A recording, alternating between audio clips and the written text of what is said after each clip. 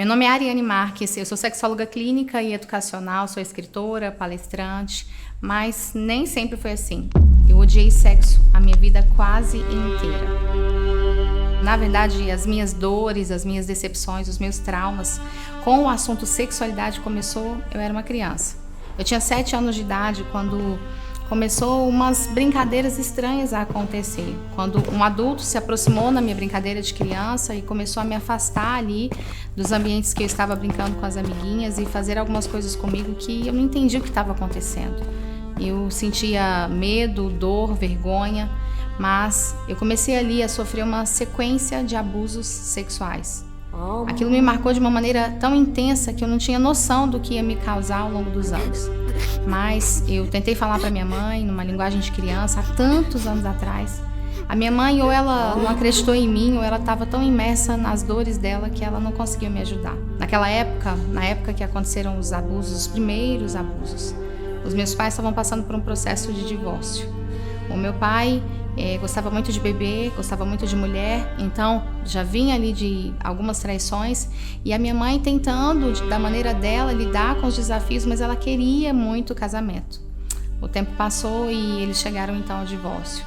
Meu pai vai, então eu fico com a minha mãe entra num processo de depressão, começa a beber, minha mãe passa a beber 51 com laranja. Eu me lembro muito de algumas cenas fortes assim. Em meio a tudo isso, as situações de abuso, a minha mãe bebendo, eu lembro da minha mãe pedir para o meu irmão ou eu mesma com algumas amiguinhas ir até a mercearia comprar a pinga para ela beber. Eu me lembro dela cantando e chorando e bebendo a pinga ali com laranja. E essas são as cenas mais fortes que eu lembro da Dona Terezinha. Então, nós nos mudamos de cidade, os abusos se cessaram porque saímos daquele ambiente, mas a minha mãe já estava adoecida emocionalmente. Meu pai estava do outro lado do Brasil. A minha mãe, então, com aquelas bebidas, eu chego aos 11 anos de idade, estou virando mocinha, meu corpo está se formando, vendo repetidas vezes aquela cena, mas um dia eu chego em casa e minha mãe está caída no chão da sala.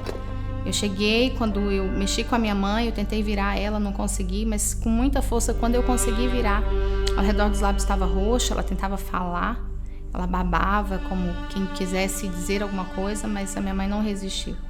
A minha mãe tinha 38 anos quando faleceu e eu tinha 11 anos de idade. Eu cheguei, ela ainda estava viva e ela acabou falecendo nos meus braços. A minha mãe era tudo que eu tinha. Eu só tinha 11 anos, a minha Terezinha era tudo. Então eu sempre também acreditei que o sexo que tirou a minha infância roubou também a vida da minha mãe, porque eu acreditava que meu pai deixou a minha mãe por causa do sexo.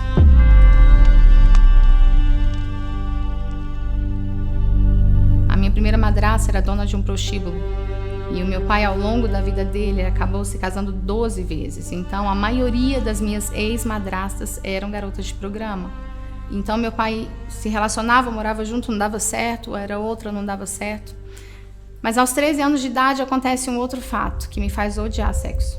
Eu tinha 13 anos de idade quando eu consegui um emprego e eu precisava muito desse emprego. E naquele momento tão difícil, eu encontro um emprego, um bom salário naquele momento, naquela época, e o patrão era um abusador sexual.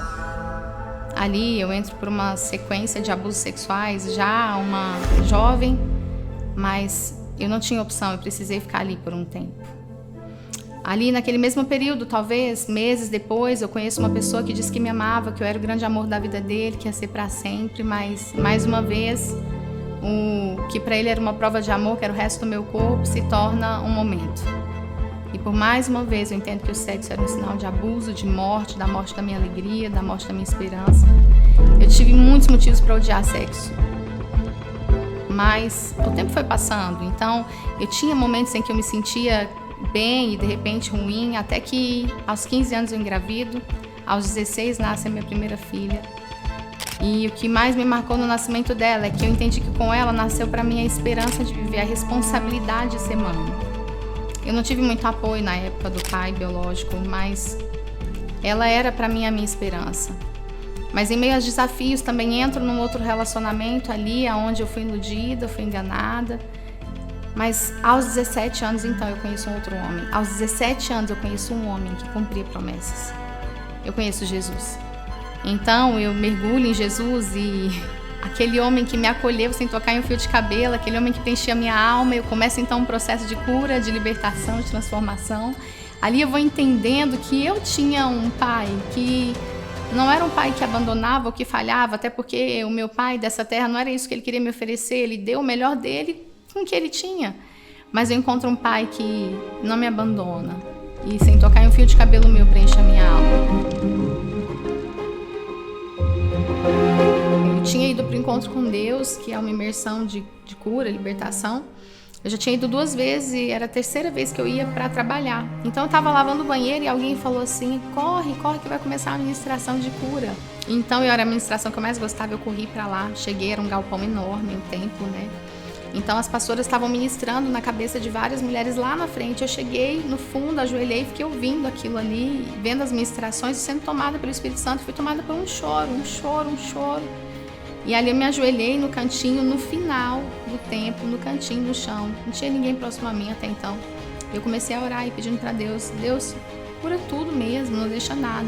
E ali Deus falou comigo assim: você é minha filha preciosa. E Deus começou a ministrar algumas coisas, mas a palavra que marcou foi preciosa. Alguém se aproximou, passou a mão na minha cabeça, tirou o cabelo das minhas costas e escreveu nas minhas costas com o dedo, como se estivesse escrevendo mesmo. E escreveu preciosa e sussurrou. E ali eu fui tomada por um choro, eu não consigo explicar, mas era um choro como se alguma coisa saísse de dentro de mim. E quando eu levantei para agradecer essa pessoa que tinha falado essas coisas, não tinha ninguém perto de mim. Então eu procurei ao redor, depois eu fiquei perguntando quem que orou por mim, quem falou comigo. Eu perguntei para toda a equipe e elas falaram: ninguém falou com você, ninguém foi até você. Assim, essa foi uma das experiências que eu tive certeza que Deus entendia, que eu realmente estava ali derramada dizendo para Ele: eu não quero ser vítima dessas dores, eu não quero ser vítima desses abusos, desses relacionamentos abusivos, onde eu sentia que eu atraía eles ainda que eu não quisesse. Essa foi uma das experiências que me marcou muito, assim. Por isso eu uso tanto preciosos. Mas ainda naquele processo eu começo a ganhar almas para Jesus, eu começo a pregar o Evangelho e eu me vejo então motivada a casar, porque eu era um mau exemplo para as minhas discípulas, para minha célula, para minha igreja, uma mulher adulta, solteira, com uma criança. Então, ainda no processo de cura eu atraio mais um relacionamento abusivo, só que agora eu me caso. Então, naquele relacionamento, eu levo as minhas dores, aquela pessoa traz as dores dela. E, de repente, eu vejo que aquele casamento não ia pra frente, mas eu tentei salvar o casamento, engravidei. E quando veio a minha primeira filha, o que parecia que ia ser a salvação do casamento, na verdade, me traz mais problemas sexuais. E eu lido ali com uma série de disfunções sexuais, com um casamento quase acabado. Então, eu decido estudar para tentar salvar o meu casamento, para tentar salvar a minha família. Era um tempo bem difícil, financeiramente, emocionalmente, mas eu estudava escondido da igreja, porque eu tinha medo da religiosidade, dos pastores, dos comentários. Mas aquilo que eu comecei a estudar e foi curando dores minhas, eu descobri que o que eu vivia e o que eu recebia naquele relacionamento era adoecido. Então, eu comecei a ser transformada com conhecimento, como a própria palavra diz. E naquele processo, eu entendi que a maioria das pessoas no meio cristão eram mal resolvidas na área da sexualidade. Mulheres que não tinham orgasmo, não tinham libido, pessoas que eram adoecidas. A minha dor, quanto mais eu era curada, mais ao meu redor as pessoas iam, sem saber o que estava acontecendo, iam se abrindo comigo sobre sexualidade. Então, eu decidi estudar ainda mais e nesse processo eu fui entendendo que a saúde, o prazer e o bem-estar sexual do casal cristão, do homem e da mulher de Deus, também é projeto de Deus para o casamento.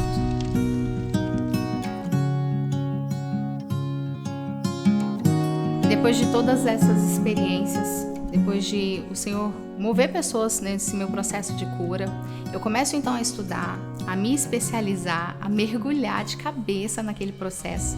E aí nesse processo eu comecei então a ajudar em chás de lingerie, a fazer palestras, mini palestras em chás de lingerie com as mulheres ali que iam casar, e uma ia falando para outra. Logo eu comecei a ser convidada para palestrar para mulheres em grupos de célula na igreja, e assim começaram a falar umas para as outras, me pedir: eu preciso de você, conversa comigo, e esse conversa comigo, então se tornaram uns atendimentos inicialmente de consultoria. Então eu começo então também a estudar sobre consultoria em saúde e educação sexual. E nesse processo eu começo a desenvolver algumas coisas que eu via necessário nesses encontros, nessas conversas. E ali, palestras, atendimentos, as coisas foram se desenvolvendo. E eu sempre estudando, sempre que eu terminava um curso eu entrava em outro, livros e livros que eu fui lendo. E eu via assim Deus movendo coisas que eu jamais esperava. Eu não sonhava em ser sexóloga. Isso se tornou não só a profissão que me ajuda a abençoar pessoas, mas a realizações também. E nessa caminhada, depois de tantos países, tantos lugares, estamos indo para o 3º livro, tantas coisas aconteceram, eu entendi que eu não dou conta sozinha. Eu entendi que existem alguns profissionais, mas a maioria não tem conhecimento bíblico sobre como instruir um casal na saúde, no prazer, no bem-estar sexual. Então, eu entendi que eu precisava levantar um exército de mulheres, um exército de homens também, de pessoas que já têm um chamado ardendo no seu coração de ajudar casais, de ajudar pessoas a se desenvolverem, né, no relacionamento de uma forma saudável. E aí nasce então esse desejo de fato segurar na mão de pessoas que querem ser parte desse exército de sexólogos e sexólogas cristãs. Nasce então o ICS, Instituto Cristão de Sexualidade.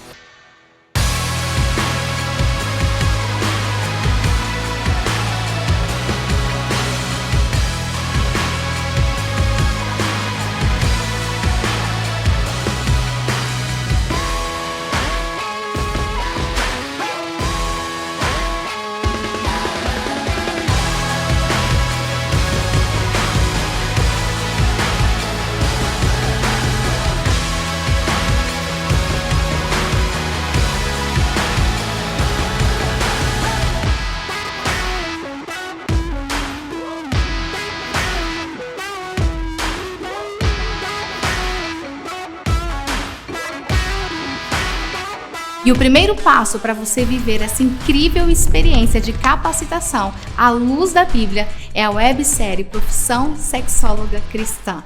Este é o primeiro passo dessa jornada, onde eu quero segurar na sua mão, te levar por esse caminho, mas não exatamente com as dores que eu passei, com as várias experiências que eu passei, mas agora de uma maneira exatamente como você merece. Mais compilado, organizada, estruturada e principalmente onde eu e vários outros profissionais como médicos e psicólogos cristãos estaremos ali te entregando o passo a passo de fazer o que deve ser feito dentro de um ambiente clínico ou uma palestra falando de sexualidade à luz da Bíblia. Vem comigo para o seu primeiro passo para essa jornada que vai te levar a ser de fato uma referência também nessa área.